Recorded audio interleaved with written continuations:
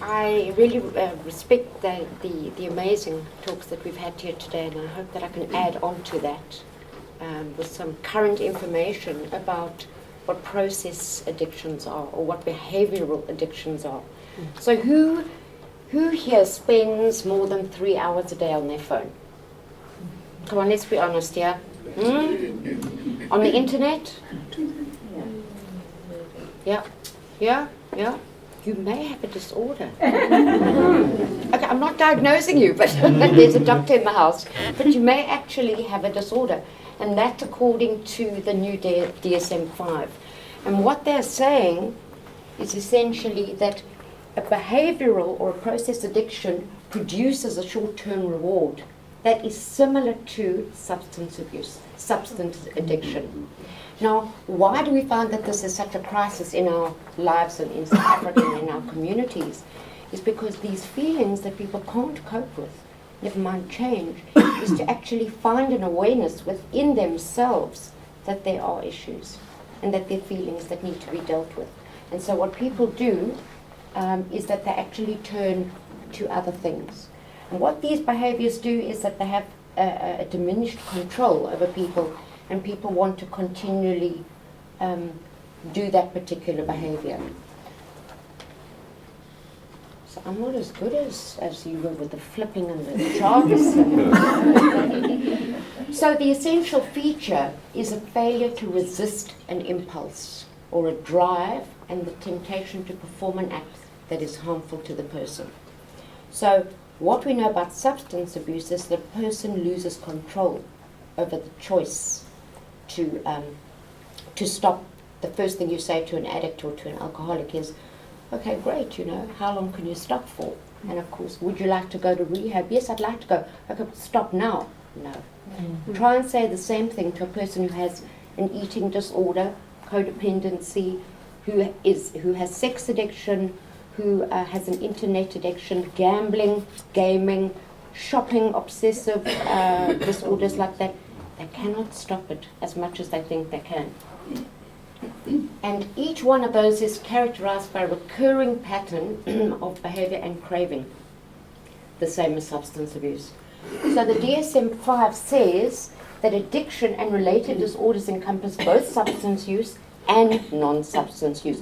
This is a departure from the DSM-4, which separated out impulse control disorders, and there was a lot of talk around how those two actually inform one another.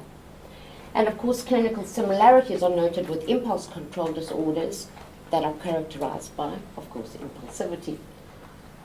So there's your perfect example, no? Yeah, it's just mainline something. Okay? And I mean, you're just shackled. People don't realize it, but that's exactly what's going on.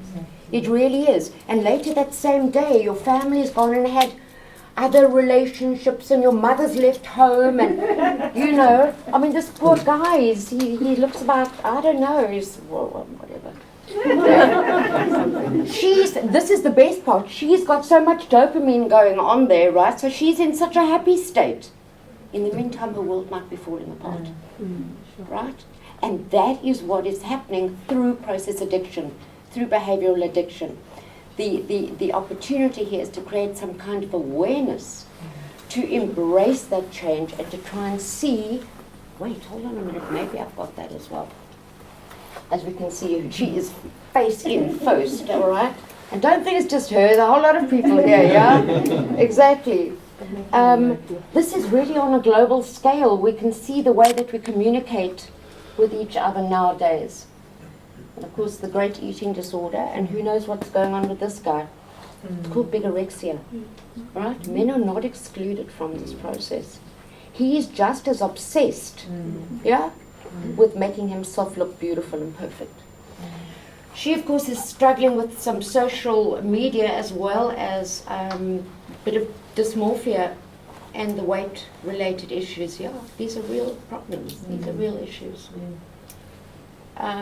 These are all disorders. 1 in 5 women have a substance disorder, substantially disordered attitudes towards eating and eating behaviors. and more than 70 million individuals worldwide are affected. 70 million.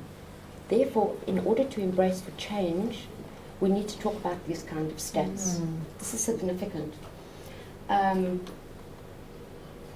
Sex addiction. This is both online and offline, right? The statistics are astounding. One of the reasons that we see with behavioral addictions, which we will come to now, is the fact that it's producing the same dopamine rush into the body that a substance is doing, and into the brain, which is this reward.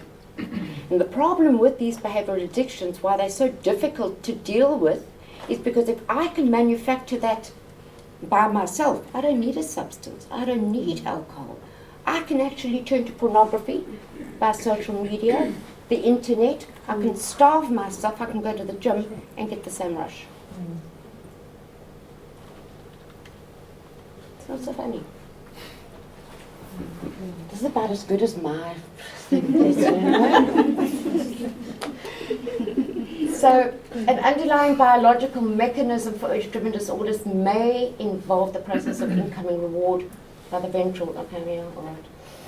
And this is really to talk about the dopamine. I know I was going a bit clinical here, but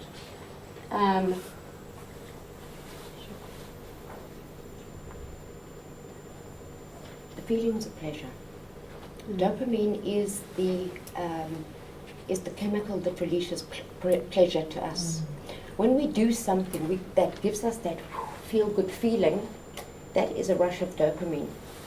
You'll find with people who are addicted and they get too much dopamine, the brain stops producing enough dopamine, and so that is why they need more drugs or more alcohol to put in more dopamine. With behavioral addictions, you're not putting something in, there's no substance going in.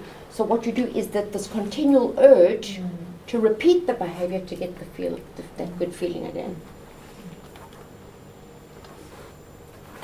So our psychiatrist will show us here, we've got the dopamine pathways going on. I don't know if you can see from the back.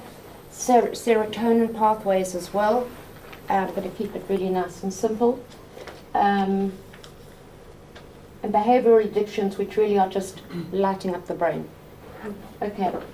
A Harvard study found that an estimated 15.4 million Americans suffered from a gambling addiction, more than one half of adolescents.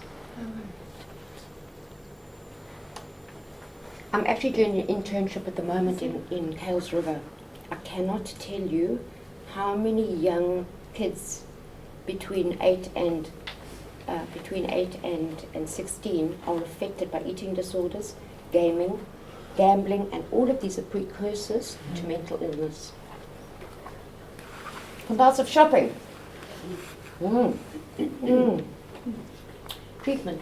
CBT is brilliant because CBT looks at reframing negative core belief systems, and these have been used very successfully to treat pathological gambling, compulsive sexual, etc.